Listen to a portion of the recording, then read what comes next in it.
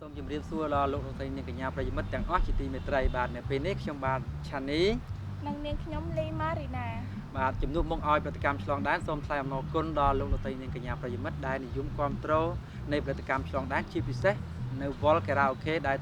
ថតនៅទីស្ទីផ្ទាល់នៅខេត្តបាត់ដំបងហើយដោយយោងទៅតាមការសំណូមពររបស់លោកលោកស្រីនាងកញ្ញាដែលសំណូមពរឲ្យប្រតិកម្មឆ្លងដែនយើងនោះបានថតនៅទីស្ទីផ្ទាល់ជាថ្មីម្ដងទៀតនោះនៅពេលនេះខ្ញុំបាទទាំងពីរនាក់បានរួមគ្នានឹងសម្ដែងនៅបទចម្រៀងមួយបទដែលមានចំណងជើងថាកុំតាន់ថាបអូនអីដែលបទនេះមកថតនៅទីស្ទីផ្ទាល់គឺនៅសួនយុវ័ន